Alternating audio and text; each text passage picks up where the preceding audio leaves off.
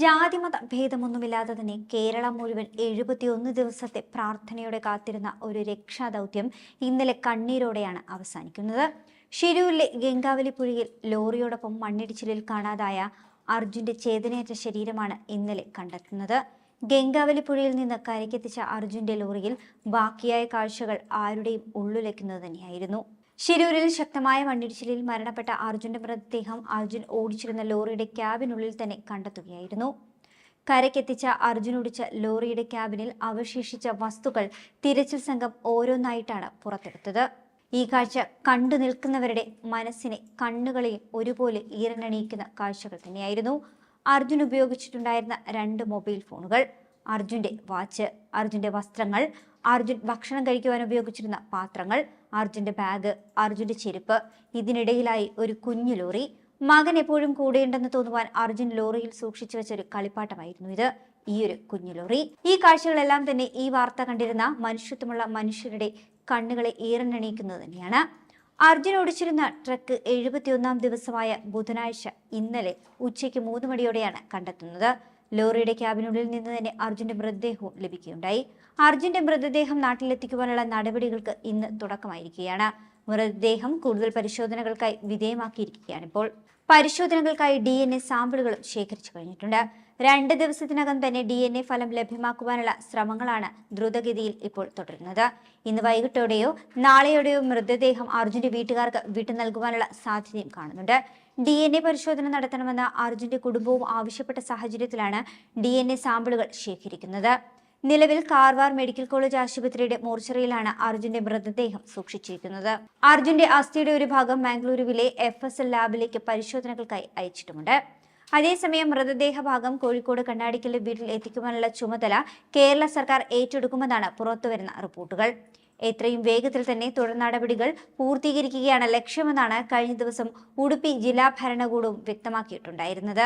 ഉടുപ്പി ജില്ലയിലെ ബിണ്ടൂർ താലൂക്കിലാണ് ഷിരൂർ ഗ്രാമം സ്ഥിതി ചെയ്യുന്നത്. ഇന്നലെ ക്രെയിൻ ഉപയോഗിച്ച് ലോറി കരയ്ക്ക് കയറ്റുവാൻ ആദ്യം ശ്രമിച്ചിരുന്നുവെങ്കിലും ക്രെയിനിൽ കെട്ടിയിരുന്ന വടം പൊട്ടിയതിനെ തുടർന്ന് ലോറി കരയ്ക്ക് എത്തിക്കുവാൻ ആദ്യം സാധിച്ചിട്ടുണ്ടായിരുന്നില്ല. ഇതോടെ ഇന്ന് രാവിലെ മുതൽ പിന്നീടാണ് ഈയൊരു നടപടി പുനരാരംഭിക്കുവാൻ തീരുമാനിച്ചത്. അർജുൻ ഓടിച്ചിട്ടുണ്ടായിരുന്ന ലോറിയുടെ ക്യാബിനിൽ തന്നെയായിരുന്നു അർജുന്റെ മൃതദേഹവും ഉണ്ടായിരുന്നത്. ക്രെയിൻ ഉപയോഗിച്ചുകൊണ്ട് ക്യാബിൻ ഉയർത്തി മൃതദേഹാവശിഷ്ടങ്ങൾ ആദ്യം പുറത്തെടുക്കുകയായിരുന്നു. തുടർന്ന് ലോറി കരയിലേക്ക് കയറ്റുകയും ചെയ്തു. ഗംഗാവലി പുഴയിൽ ട്രെജർ ഉപയോഗിച്ച് നടത്തിയ തിരച്ചിലാണ് അർജുന്റെ ലോറി കണ്ടെത്തുന്നത്. നാവികസേനയുടെ രേഖാചിത്രം ട്രക്ക് കണ്ടെടുക്കുന്നതിൽ നിർണായകമായി മാറുകയും ചെയ്തു. ഇതിനിടെ മണ്ണിടിച്ചിലിൽ അർജുനൊപ്പം തന്നെ കാണാതായ കർണാടക സ്വദേശികളായ ലോകേഷ്, ജഗന്നാഥ് എന്നിവർക്ക് വേണ്ടിയുള്ള തിരച്ചിൽ ഇന്നും തുടർന്നുകൊണ്ടിരിക്കുകയാണ്. നിലവിൽ ട്രെജർ കമ്പനിയുമായുള്ള കരാർ ഞായറാഴ്ച വരെയാണ് നിലനിൽക്കുന്നത്.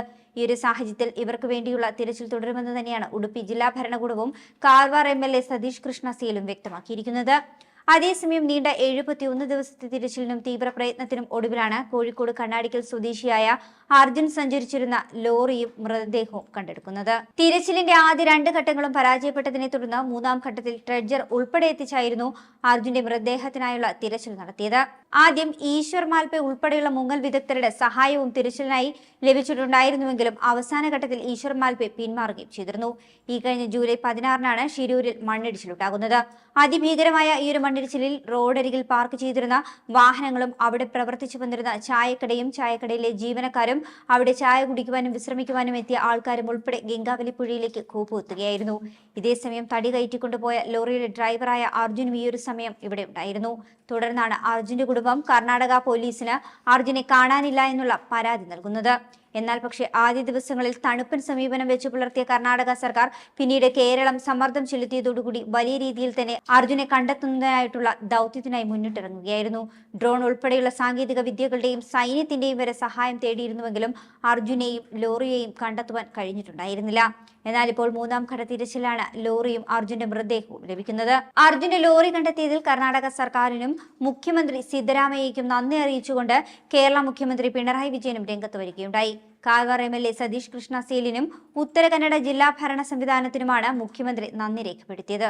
അതുപോലെ തന്നെ അർജുന്റെ മൃതദേഹം കണ്ടെത്തിയതിനെ തുടർന്ന് മമ്മൂട്ടി, മോഹൻലാൽ, മഞ്ജു വാര്യർ തുടങ്ങി മലയാളത്തിലെ പ്രമുഖ താരങ്ങളടക്കം വൈകാരികമായ കുറിപ്പുകൾ പങ്കുവച്ച് സോഷ്യൽ മീഡിയയിൽ കൂടി രംഗത്ത് വരികയും ചെയ്തിരുന്നു. കൂടുതൽ വാർത്തകൾക്കായി B4 Blaze ഫോളോ ചെയ്യൂ, സബ്സ്ക്രൈബ് ചെയ്യൂ.